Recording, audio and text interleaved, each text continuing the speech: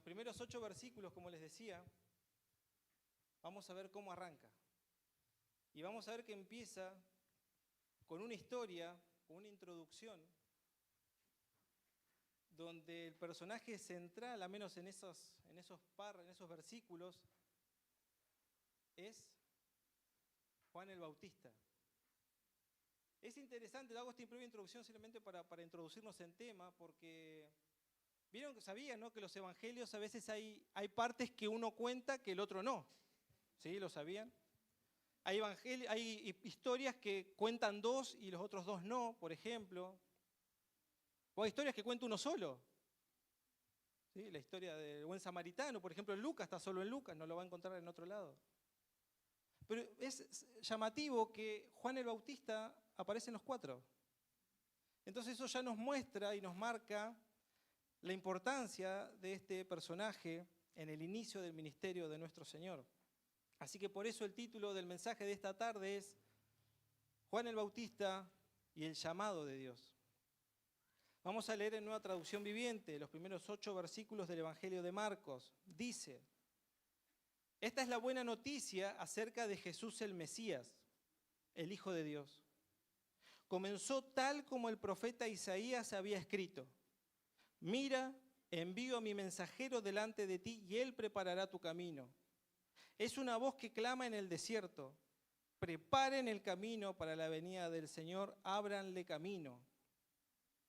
Ese mensajero era Juan el Bautista. Estaba en el desierto y predicaba que la gente debía ser bautizada para demostrar que se había arrepentido de sus pecados y vuelto a Dios para ser perdonada.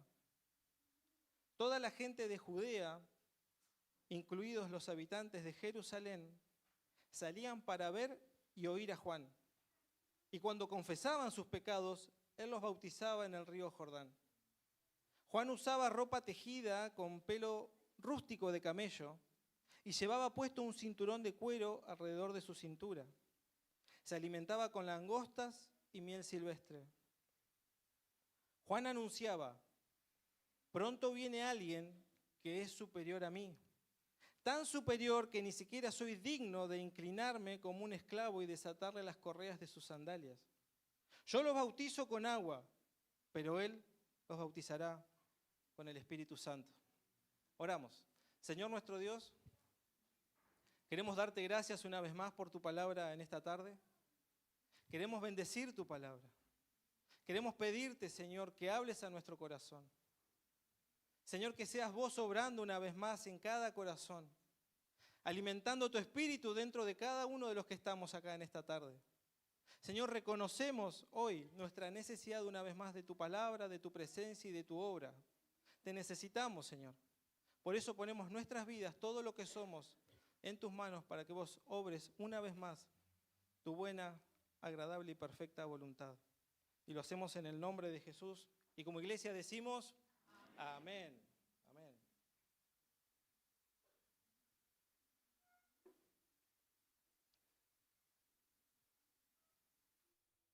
A continuación, entonces, hermanos, vamos a ver algunos aspectos, para que ustedes sepan de qué vamos a estar viendo ahora, algunos aspectos de la vida del Bautista, aspectos que se mencionan en este pasaje que leímos, y de cómo Dios moldeó y trabajó en la vida de Juan, y por supuesto de cómo eso hoy podemos aplicarlo a nuestras vidas hoy, en este siglo, en este tiempo.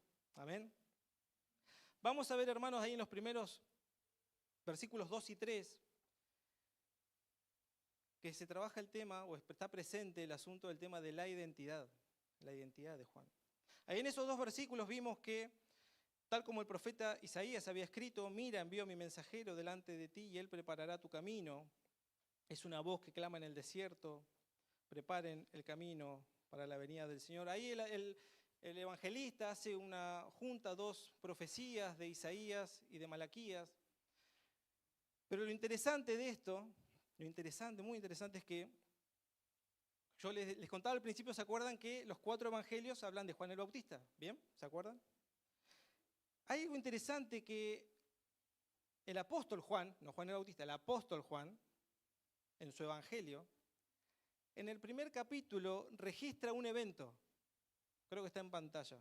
¿Me hacen así, ok? Un pulgar. ¿Está? En el primer capítulo de Juan se cuenta el relato de que había algunos líderes judíos que no sabían bien quién era. Tenían algunas dudas acerca de este personaje que se estaba levantando como una voz profética de parte de Dios después de, por si no lo sabían, de 400 años de silencio para el pueblo judío que no recibían palabra de Dios.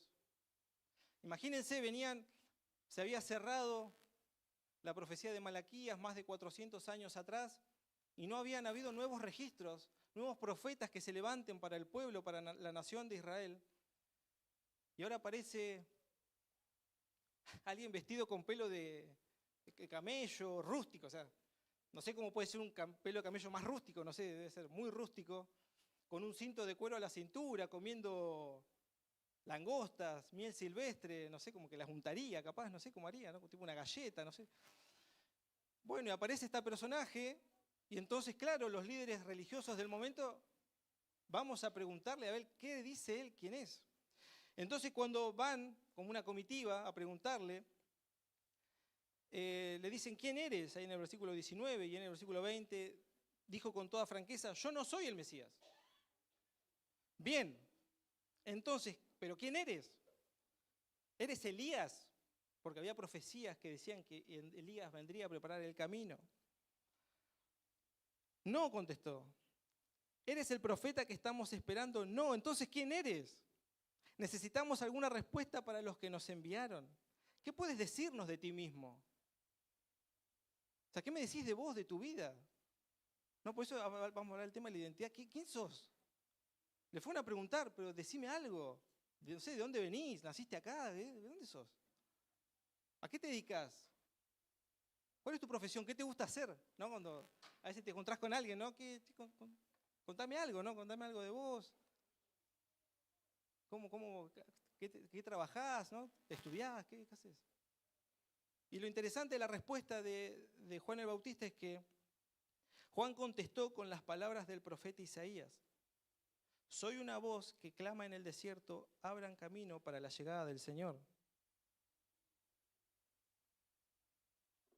Él se identificaba primeramente con la misión que Dios le había dado. ¿Por qué es esto llamativo?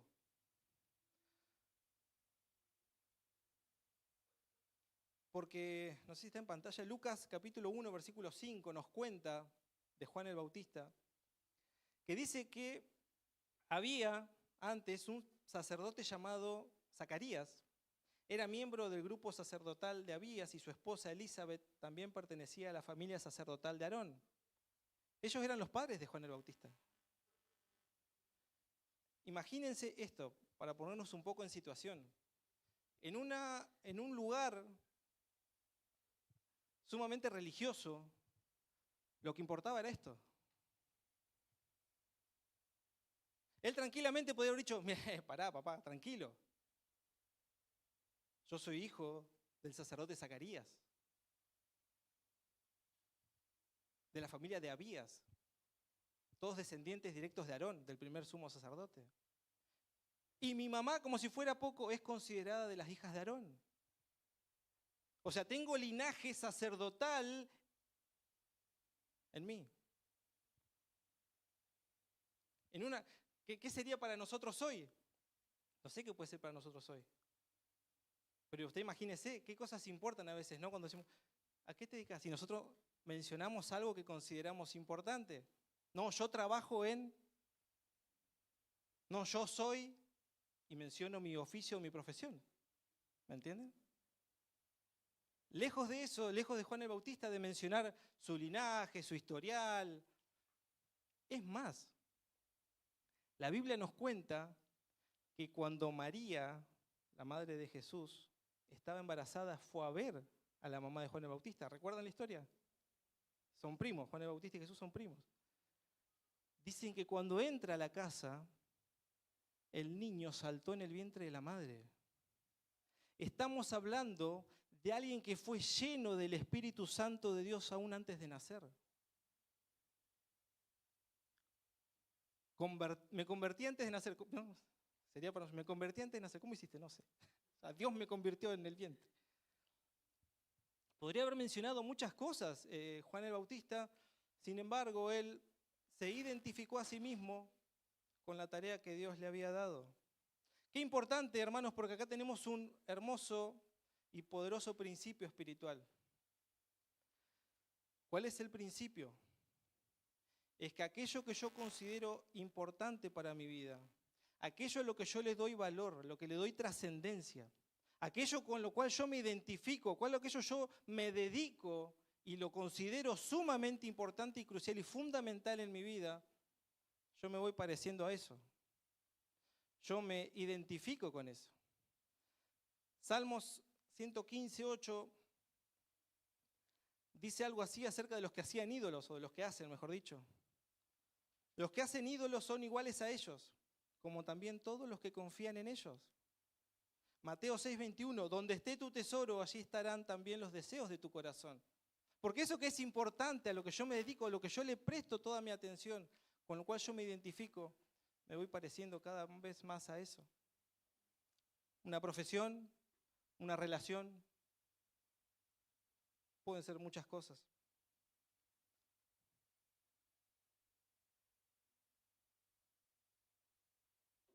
Sin embargo, Juan el Bautista se identificó con la misión que Dios le había dado.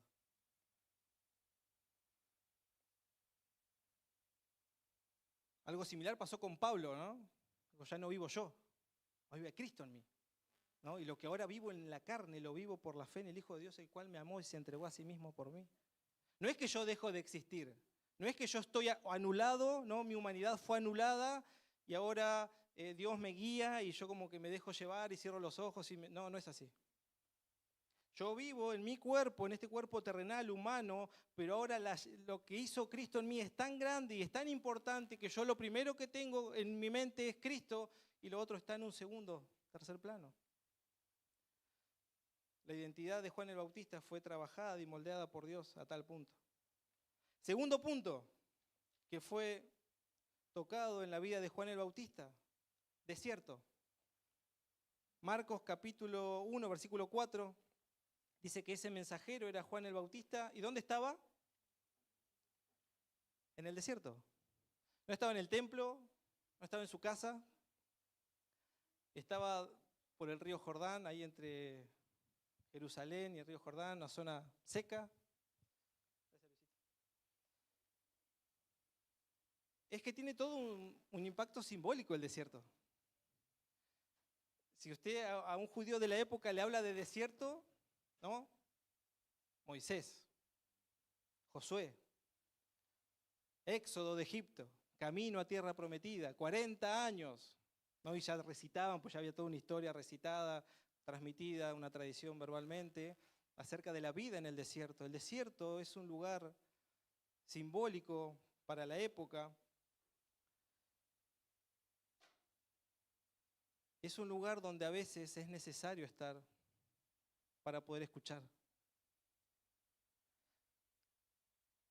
Yo sé que hay muchos testimonios, todos los testimonios son distintos, ¿no? De cada uno de los que estamos acá, cada uno tendrá su testimonio en la fe. Capaz que usted está llegando, usted está aprendiendo a conocer, usted dice, no, yo conocí hace muchos años. Cada testimonio, cada historia personal de los que estamos acá es distinta, no hay dos iguales. Pero sí, muchas veces es a veces frecuente escuchar un testimonio que me dice, yo vine acá cuando no me quedaba otra, vine en mi peor momento. Me había quedado sin trabajo, me había separado, mis hijos no me querían ver, estaba prácticamente en la calle. Estas o quizás otras cosas fue quizás la que usted en algún momento lo trajo acá o a otra congregación. Pero a veces es un momento en el que Dios utiliza, se vale y lo aprovecha. Algunos dicen que hay corazones muy duros, más que otros, ¿no? Entonces como que hay que ablandarlo y hacerlos pasar por un determinado lugar para que esté dispuesto a escuchar las verdades del Evangelio. Que de otro momento está tan ocupado que no escucha.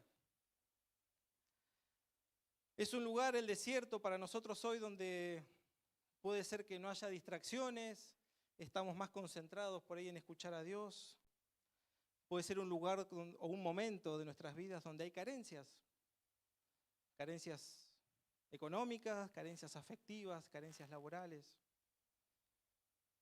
O quizás simplemente anhelos sin cumplir, pero la cosa es que el desierto, Dios lo utiliza para poder ablandar nuestro corazón, para poder hablarnos de una manera directa y que nosotros podamos escuchar y poder recibir plenamente lo que Dios quiere. O también como un tiempo de preparación. En la historia más adelante nos va a contar que Jesús, luego de haber sido bautizado, ¿a dónde fue? Al desierto, otra vez. Encima no es que dice que se equivocó de camino. Le erró a la senda y terminó en un desierto. El Espíritu Santo lo llevó. Fue guiado por el Espíritu al desierto para ser tentado por el diablo. Tiempos especiales, tiempos de preparación. Así que, hermano, hermana, si usted está pasando por algo similar, Dios algo está haciendo. Dios está haciendo algo. Porque no es que Dios no trabaja en el templo, en la iglesia, no, los desiertos no está. No, todo lo contrario. El desierto es un lugar especial donde Dios trabaja, ablanda el corazón, prepara los oídos para algo que vendrá después. Amén. Amén. Amén. Ese es nuestro Dios que usa estos momentos especiales para trabajar en nosotros. Avanzamos un poco en el pasaje. En el mismo versículo 4 nos dice que Juan el Bautista estaba en el desierto. Predicaba que la gente debía ser bautizada para demostrar que se había arrepentido de sus pecados y vuelto a Dios para ser perdonada. Toda la gente de Judea, incluidos los habitantes de Jerusalén, salían para ver y oír a Juan. ¿Y cuándo? Confesaban. Por eso este subtítulo es confesión. Cuando confesaban sus pecados, Él los bautizaba en el río Jordán. ¿Por qué subrayamos esta palabra confesión? Porque tiene que ver con qué, mejor dicho, qué tan de acuerdo estoy con Dios. Que dice que confesaban ¿qué? Sus pecados, ¿no es cierto? ¿Usted ha confesado en algún momento sus pecados? Sí, yo sí. Hoy también le aviso. Si usted lo hizo, muy bien, vamos bien. Porque sí, va a pasar. Pero ¿cuál es lo importante? ¿Cuál es lo importante en el tema de la confesión? Es que cuando yo confieso, estoy diciendo de mis pecados lo que Dios dice. No es que yo digo que algo es pecado o que algo está mal porque a mí me parece que está mal. Yo digo que eso es pecado o que está mal, que a Dios no, porque Dios lo dice. ¿Se entiende? Entonces cuando yo confieso a Dios o a través de un hermano, no para ser perdonado, aclaramos, no hay intermediarios para el perdón de Dios, sino simplemente, como dice Santiago, confesad vuestras ofensas unos a otros para que sean sanados. Entonces cuando confieso, cerramos paréntesis, cuando yo confieso a Dios o con la ayuda de un hermano para poder ser sanado, cuando yo confieso estoy diciendo lo que Dios dice, me estoy poniendo de acuerdo con mi Padre. Yo digo, Señor, estos pensamientos, estas intenciones, estos deseos, estas palabras que dije, estos actos que tuve, o esto que no hice y que debía haber hecho, perdón. Entonces yo estoy diciendo, me estoy poniendo de acuerdo con Dios, estoy hablando el mismo idioma. Yo me pongo de acuerdo y me someto a lo que Dios dice de esas actitudes o de mí, o de mis anhelos, o de mi corazón. La confesión, por eso es que Romanos, el apóstol Pablo en Romanos 10:9, muestra cómo la confesión nos acerca a Cristo. Porque dice, si declaras abiertamente que Jesús es el Señor y crees en tu corazón que Dios lo levantó de los muertos, serás salvo. Pues es por creer en tu corazón que eres hecho justo a los ojos de Dios, y es por declarar abiertamente tu fe que eres salvo. Es porque vos estás poniéndote de acuerdo y le estás diciendo a Dios, es como vos decís, Dios. Yo confieso a Cristo. ¿Usted ha confesado a Cristo? ¿Confesado a Cristo abiertamente? Usted es un hijo, una hija de Dios. Yo confieso a Cristo. Sí, yo confieso que Jesucristo es mi Señor. Entonces me pongo de acuerdo con Dios. Confieso mis pecados. Sí, Señor, si vos decís que esto es pecado, yo también digo lo mismo. Yo no estoy en contra tuyo. Confieso que Jesucristo se levantó de entre los muertos y hoy reina con poder y gloria a la diestra del Padre. Sí, Señor, estoy de acuerdo con vos, mi Dios, estoy de acuerdo. Por eso la confesión me acerca a Cristo. Siempre la confesión es buena y me acerca a Cristo. Fíjense encima, presten atención, dicen que él invitaba a todos a bautizarse. Él estaba predicando a los judíos. ¿Se entiende? O sea, él estaba predicando a sus conciudadanos, a los de su país, a los de su nación. Muchos seguran conocían la ley y las escrituras como él o más que él. A él le estaba predicando, a ellos. Y todos le decían, todos tenemos que confesar, todos tenemos que arrepentirnos, todos.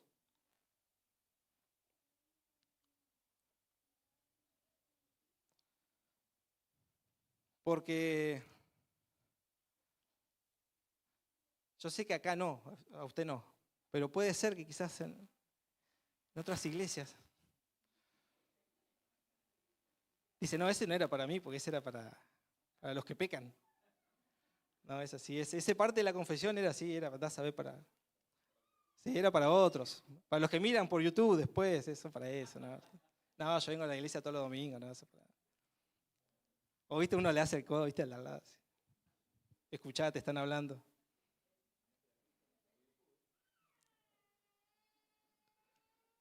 Mateo capítulo 3 dice que había unos que iban a mirar.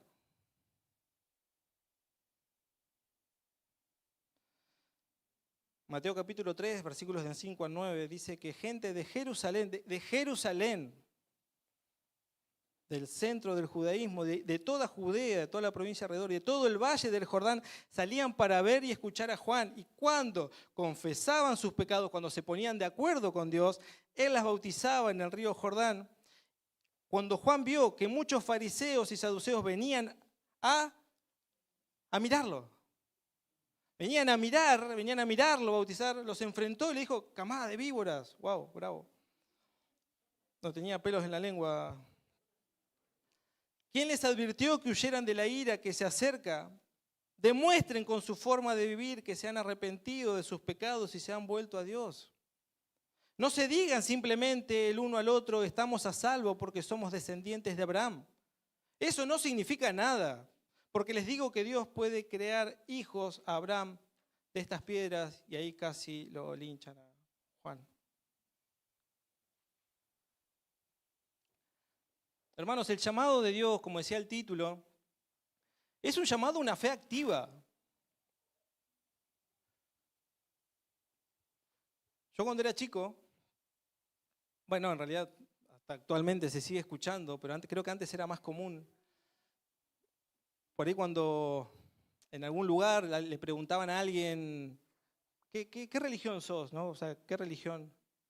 Y muchos decían, católico no practicante. ¿Qué es eso? ¿No? Y te dan todo el título, ¿no? No practicante.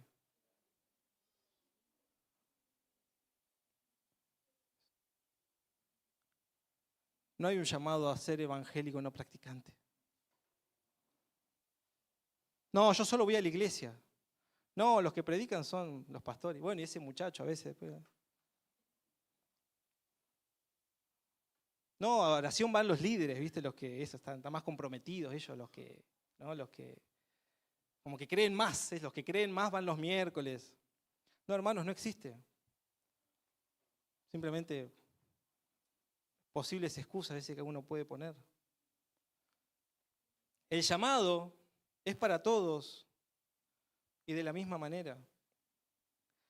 Estaban los que confesaban, los que eran bautizados, los que participaban activamente en lo que la fe les solicitaba o les llamaba en ese momento, y estaban los que iban a mirar.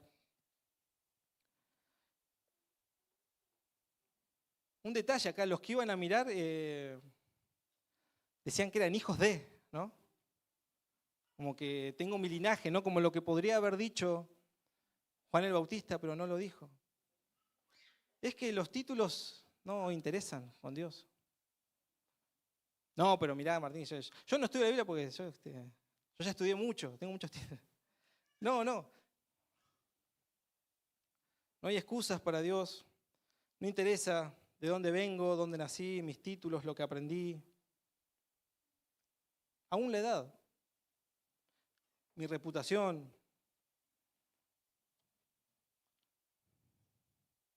Imagínense que aún Jesús fue bautizado por Juan. Confesión, llamado a una fe activa. Vimos en este punto. Avanzamos, así no nos demoro más de la cuenta. Otro aspecto de la vida de Juan que fue moldeado por Dios fue su estilo de vida. Versículo 6. Juan usaba ropa tejida con pelo rústico de camello y llevaba puesto un cinturón de cuero alrededor de la cintura. Se alimentaba con langostas y miel silvestre. Algo que hemos aprendido de nuestro pastor Víctor, cuando nos dice, bueno, ahora van a empezar a predicar, ¿no? Y un asuntito ahí que se trataba, era tener cuidado con los textos antiguos para no caer en literalidades, ¿no? Porque no es un llamado a vestir ropa de pelo de camello, ni a comer langosta ni miel silvestre, ¿se entiende, no? Pero bueno, lo aclaro porque quizás no en este pasaje, porque es obvio, pero usted por ahí si escucha algún otro mensaje donde le exigen exactamente lo que dice, bueno, hay que tener ahí una luz amarilla. Pero, ¿qué es lo que nos enseña esto? ¿Qué es lo que nos está queriendo decir? Es evitar los enredos, hermanos. Esto lo aclara por ahí el apóstol Pablo en 2 de Timoteo. Dice algo similar, lo dice de otra manera. Cuando le está hablando a su hijo en la fe, Timoteo le dice, ningún soldado se enreda en los asuntos de la vida civil, porque de ser así, no podría agradar al oficial que lo reclutó.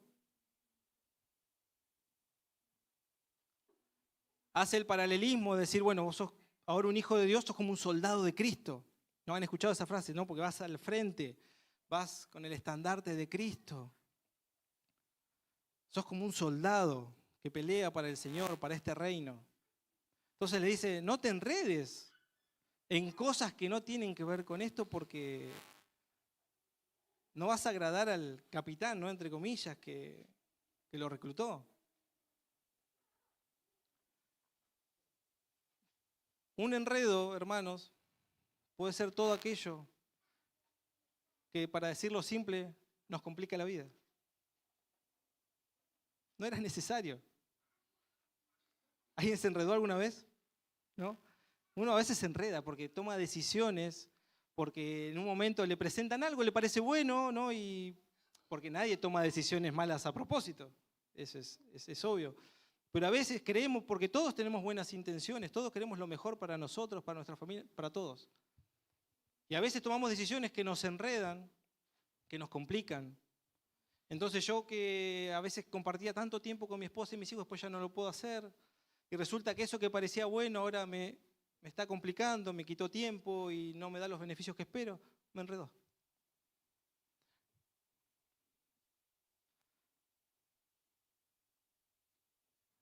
No hay problema. De los enredos se sale, si uno quiere. Si le pedimos la guía a Dios para que nos ayude y nos dé la sabiduría, porque la palabra está llena de sabiduría para nosotros, para nuestra vida, de poder entender a ver qué cosas son innecesarias, qué cosas nos están arrastrando. El domingo pasado, si mal no recuerdo, escuchamos quitarnos del peso a veces que nos impide correr la carrera con libertad, con ligereza. Quedamos enredados en cuestiones que eran innecesarias.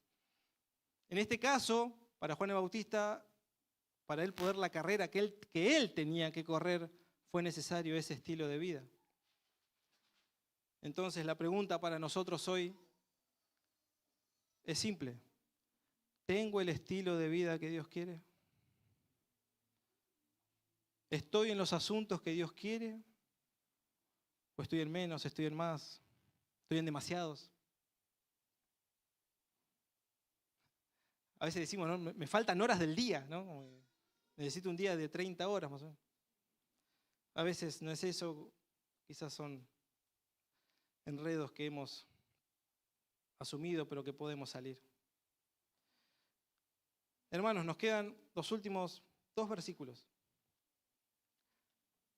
Versículos 7 y 8 del primer capítulo de Marcos, que dice que Juan anunciaba: pronto viene alguien que es superior a mí, tan superior que ni siquiera soy digno de inclinarme como un esclavo y de desatarle las correas de sus sandalias. Yo los bautizo con agua, pero Él los bautizará con el Espíritu Santo. En la época era muy común que los jóvenes tenían sus maestros, su rabí. Y la consigna o el principio que se manejaba era que ellos tenían que poder hacer prácticamente todo por su maestro. Ayudarlo en las necesidades, colaborar con él. Pero había ciertos límites, ¿no?, para no caer en los abusos de algunos maestros. Entonces, era una frase de la época, era que ningún alumno, ningún discípulo o estudiante podía, no tenía la necesidad de agacharse para desatarle las sandalias a su maestro. Eso no, porque eso correspondía a un rango social inferior que eran los esclavos. Pero Juan dice: yo no soy digno. Este que viene ahora, yo no soy digno de hacer eso. Él es muy grande. Él es tan grande que yo no puedo hacer eso. Este punto podemos llamarlo humildad.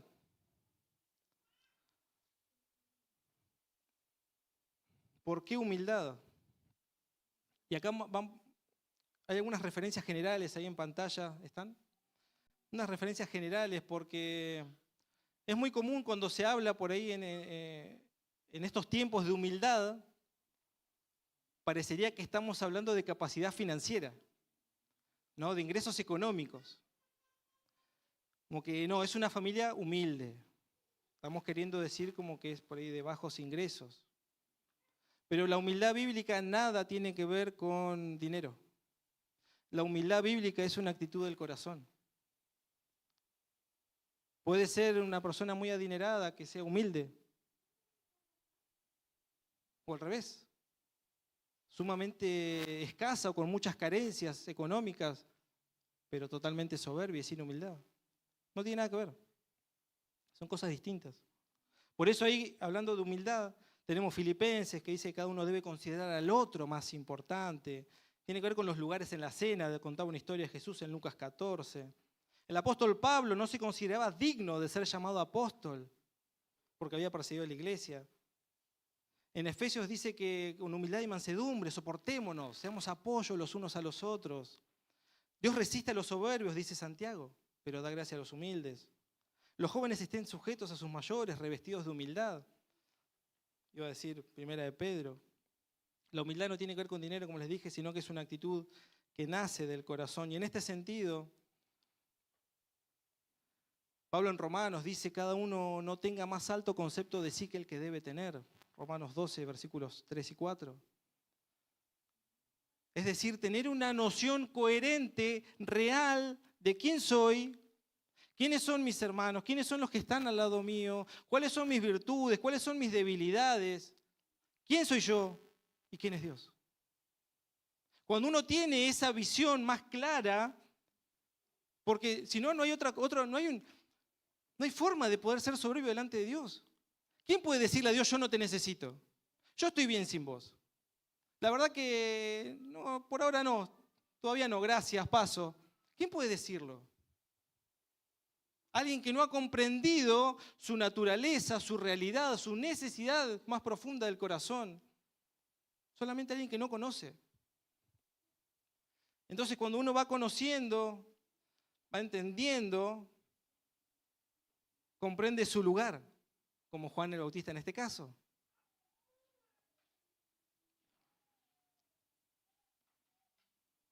Juan capítulo 3 dice que cuenta una historia, que le dicen: maestro, ¿viste ese que vos bautizaste hace unos días? ¿Te acordás? El que dijo que vos tenías que bautizarlo, pero no, que discutieron ahí un rato, ¿te acordás? Bueno, están bautizando más allá, más arriba. ¿no? Como que hay una lucha ahí de discípulos, ¿no? de grupos. Y Juan le dice, yo no soy el Mesías, estoy para prepararle el camino a él. Y ahí en el versículo 30 es cuando hay una frase que quizás muchos la conocen. Él debe tener cada vez más importancia y yo menos. Es necesario que él crezca y yo mengüe. No sé ustedes, pero yo esa palabra la conocí cuando llegaste a la iglesia. Menguar. ¿Qué es menguar? ¿No? Achicarse. Que él tenga más importancia, que yo mengue, que yo decrezca en importancia, porque es él. Hermanos, y esa es la actitud que debemos tener. No solo acá en la iglesia por supuesto. ¿Qué es lo importante? Que vengan a vernos a nosotros. No, es importante es Cristo. Vengan a escuchar las canciones que son hermosas. Sí, pero no es Cristo. Trabajamos para Él. Cuando empiecen las actividades, ¿no? Que tenemos, por ahí ahora que estamos por empezar, ahora se vienen algunos anuncios. No es por nosotros, no es por las personas, es por Cristo. Hermano, ¿qué puede decir usted de su vida hoy? Si usted ha tenido un encuentro con Cristo, dígame, ¿cómo es hoy su vida? ¿Qué es? ¿Porque usted tomó buenas decisiones? ¿Porque usted hizo las cosas bien? ¿No? Porque usted hoy se levantó con todas las ganas. Es Dios, hermanos. Es Dios obrando en su corazón. Si fuera por mí, si fuera por nosotros, estaríamos en cualquier otro lugar menos acá. No habría sonrisas en nuestro rostro. No habría esperanza. No habría felicidad. No había buenas expectativas de lo que traerá el día de mañana. No hay esperanza de sanarse de una enfermedad porque ya está, listo, hasta acá llegué. Bueno. Si es que hay esperanza en mi corazón, si es que hay alegría, si es que puedo soñar, si es que puedo levantarme con anhelos nuevos, si es que digo, sí que Señor, gracias porque mañana va a ser mejor y tengo cosas para hacer. Eso es un aliento, eso es un ánimo que viene de Dios. No, porque yo en mi trabajo y yo me esfuerzo y me va bien. Es Dios quien te da la salud, hermano. Es Dios quien te da la sabiduría cada día. Es Dios quien te ayuda a encontrar gracia delante de los ojos de los hombres. Siempre ha sido Dios. Es Dios. Esa es la humildad que la Biblia nos habla. De entender quién soy yo y quién es Dios. Por eso es que debemos darle gracias a Dios cada día. Amén. Amén.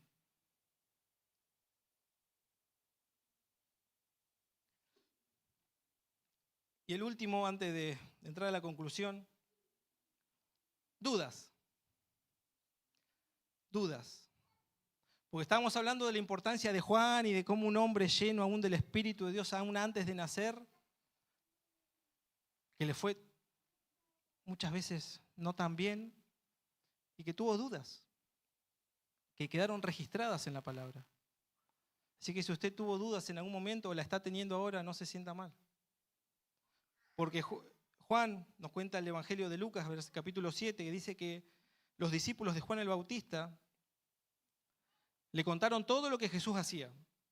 Entonces Juan llamó a 2 de esos discípulos y los envió al Señor para que le preguntaran, ¿eres tú el Mesías a quien hemos esperado o debemos seguir buscando a otro? Vieron que a veces pasan cosas en la vida de las personas, vamos a hablar en tercera persona, ¿no? Como que no soy yo, que no se entiende a veces.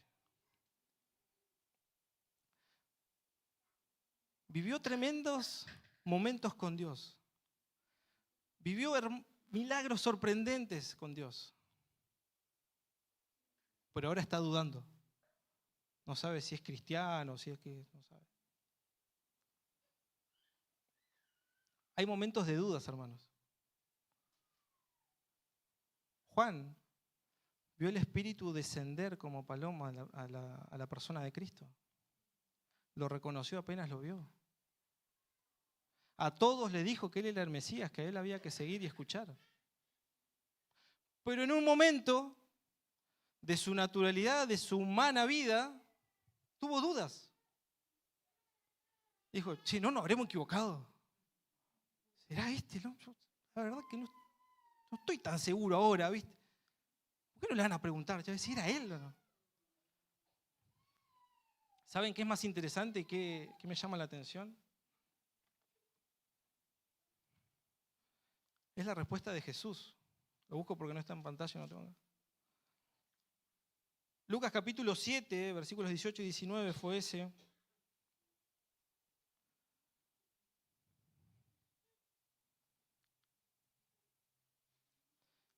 Y el versículo 21 dice, en ese mismo momento, Jesús sanó a muchos que tenían enfermedades, plagas y espíritus malignos, y a muchos ciegos les dio la vista. Entonces Jesús les respondió, vuelvan y cuéntenle a Juan lo que han visto y oído. Los ciegos ven, los cojos andan, los leprosos son limpiados, los sordos oyen, los muertos son resucitados, y a los pobres se les anuncian las buenas noticias. Esa fue la respuesta. Mirá lo que está pasando. Mirá lo que ven, presta atención a lo que está ocurriendo. Esa puede ser una respuesta para nosotros también. ¿Hay dudas? Recordá cómo eras antes de Cristo. A ver si eras igual de amable. A ver si te levantabas con la misma sonrisa, con ganas de bendecir. ¿No? ¿Cómo éramos antes de Cristo? ¿Cómo éramos antes? Si hay dudas, hermanos, recordemos. Recordemos y veamos, pero vemos los hechos, no lo que nos dijeron, no lo que decimos, los hechos. Es como si alguien nos preguntara acá, che, pero acá predican a Cristo. Vengan y miren. Vengan y miren, familias restauradas, matrimonios sanados. Hijos que aman a los padres, que vos decimos, no es obvio, no es obvio. En un mundo donde no se cuida a los niños, donde se proclaman otros valores, vengan y vean. Familias que se van dándole gloria a Dios por esta casa, vengan y vean. ¿Somos nosotros? No, es Dios. Es Dios escrito y es su Espíritu a través de su iglesia. Hermanos, vimos hasta acá una serie de aspectos de la vida de Juan el Bautista y del llamado de Dios. Su identidad, el desierto por el cual tuvo que pasar, la confesión y ese llamado a la fe activa, un estilo de vida sin enredos, la humildad de reconocer quién es Él y quién es Dios, y aún las dudas, cómo fueron tratados en su vida. Los músicos que vienen pasando ya terminamos con esta conclusión de... Simplemente, hermanos, si hacemos un repaso del pasaje que leímos, yo les contaba al principio que inicia la historia de Marcos después de 400 años de silencio para el pueblo judío, 400 años sin una voz que se levante de parte de Dios para dar palabra, para animar al pueblo. Eso hacían los profetas, animar al pueblo, animar, traer palabra. Decían lo que Dios quería decir a su pueblo. 400 años, imagínense, generaciones. Fueron pasando los abuelos, los bisabuelos, los tatarabuelos. Y el último recuerdo que tenían era hace muchos años atrás. Y de repente aparece un hombre vestido de una forma un tanto extraña. Y Marcos nos relata en 8 versículos que Él viene y da la promesa de que el que viene después de Él bautiza hasta con el Espíritu Santo. Es que ese es el cambio, hermanos. Ese es el cambio que hace Dios. Podemos estar mucho tiempo secos, vacíos, con necesidades, pero cuando llega Cristo, cambia la historia. Cristo cambia la historia, familia. ¿Por qué estamos acá? Porque Cristo cambió tu historia y la está cambiando.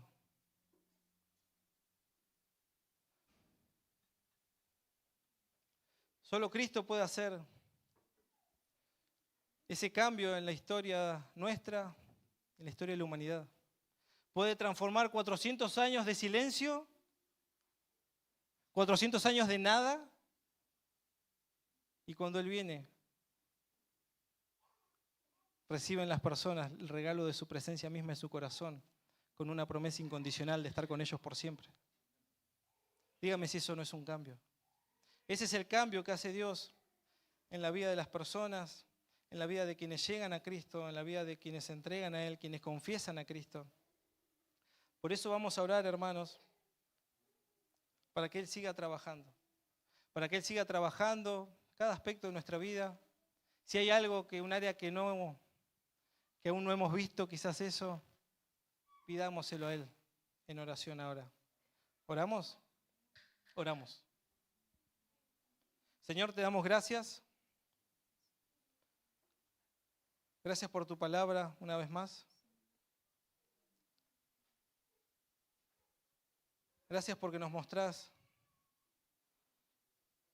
cómo ese llamado es para todos, el llamado a vivir en tu presencia, a entregar cada área de nuestras vidas. No es solamente un asunto de fe, no es un área simplemente de nuestras vidas, es todo lo que somos, entregado a ti, Señor. Gracias, Jesús. Confesamos una vez más que vos sos el Señor. Confesamos, Señor, en esta casa que Cristo es nuestro Señor, que Cristo pagó el precio de nuestros pecados, que vos moriste, Señor, por nosotros, que vos reinás hoy en el cielo con toda autoridad, que no hay condenación para nosotros, para quienes te hemos pedido perdón y te hemos entregado nuestra vida. Gracias, mi Dios. Gracias porque nuestras vidas están compradas por vos, compradas a precio de sangre por vos, Señor.